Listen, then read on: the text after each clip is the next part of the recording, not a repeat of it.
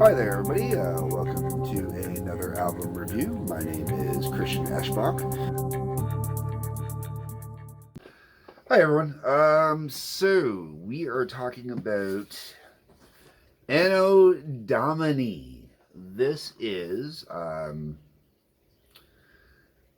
4 out of 5 albums released under the Black Sabbath moniker with Tony Martin on the vocals. The rest of the band kind of alternates depending on albums. The most common formation includes, what is it? Jeff Nichols on keyboard. Jeff Nichols is the only member besides Tony Iommi that's on every album. Neil Murray on bass, Cozy Powell on drums. That's the most common group out of these 4 albums that are included in here. But they alternate. So the albums that are in here, which I've already covered, Headless Cross, Tear. I might be saying that wrong. It might be Tur. I don't know. Tor. I know the English word Thor. No. All right.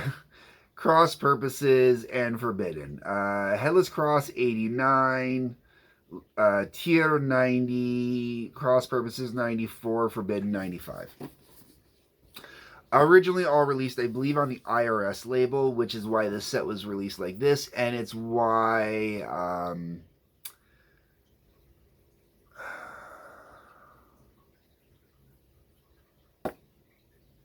album before this one. I can't think of the name of it off the top of my head. Also had Tony Martin on it. Is not included because it was on the Warner label. I don't remember how much I paid for the set off the top of my head. I want to say somewhere between $60 and $80, but that might be too high.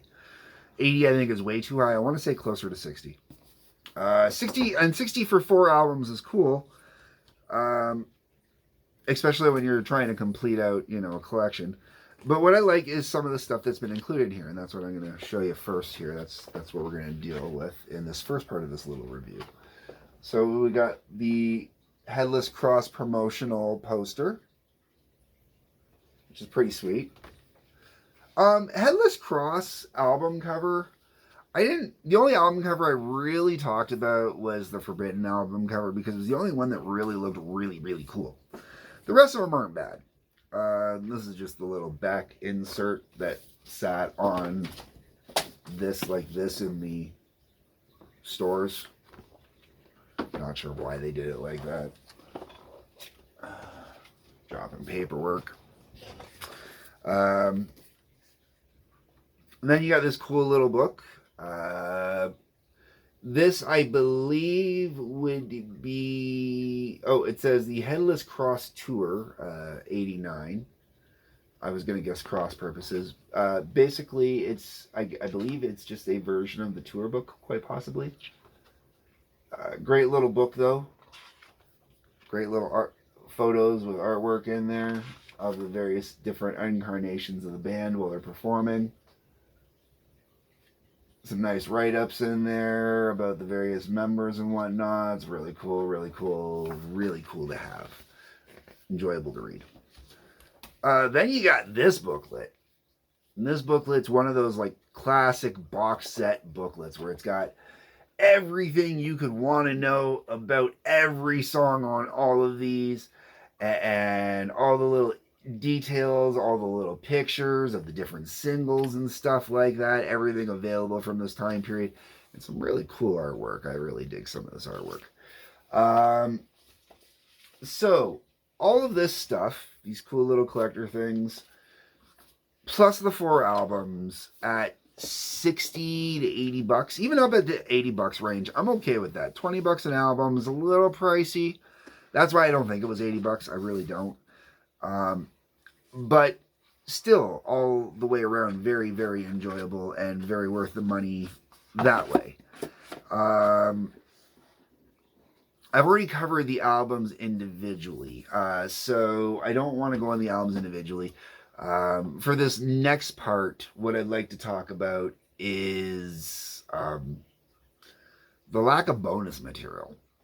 There is absolutely no bonus material whatsoever in this set. And that is a real kind of bummer and piss off for me. There's no live tracks. There's no B-sides. No got cuts. No demos. No, not. There's, one disc. See, that's one thing. The Geezer Butler, when I talked about the Geezer Butler set, that was the one great thing about the complete Geezer Butler set, was the fact that it had the three main discs and then one bonus disc that comprised of bonus material from all three of the other discs.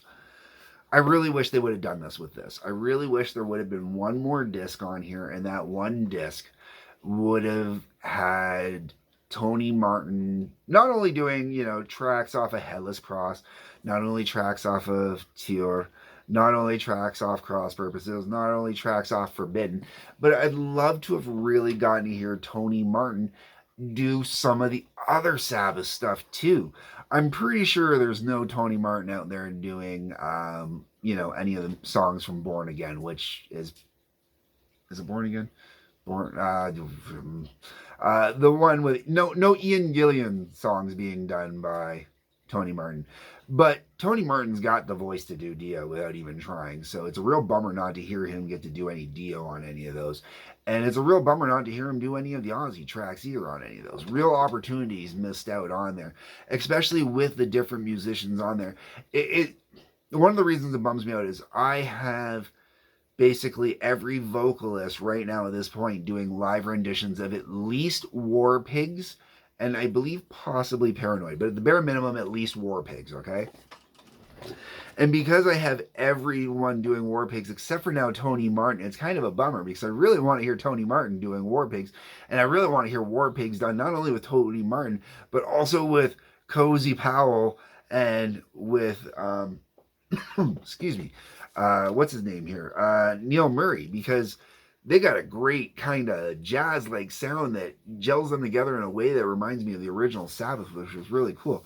So that was a huge, huge missed on opportunity to not have any live tracks, especially since the Cross Purposes tour. Realistically, the Cross Purposes live tour, you could have thrown the disc in here for that. Because I know they did a video recording for it, so it probably would have been a double disc. Could have bumped that up to 6 discs instead of 4. That would have been really cool. Just to have a really good, solid 90 minutes or so of Tony Martin doing a combination of these new Sabbath songs plus the old ones mixed all together to hear it all. Would have been fantastic. Okay, that's my gripe. That's my bitch. We're going to move on to the next section. Okay, folks. So, as I was putting together this last part, I discovered a small little extra gripe with this set.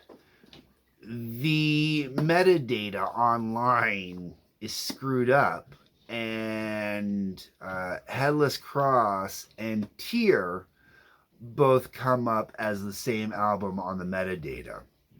And they both come up under Anno Domini as opposed to coming up as their individual albums under Anno, being subdivided. Because the other 2 albums do it. So there's a bit of a complaint.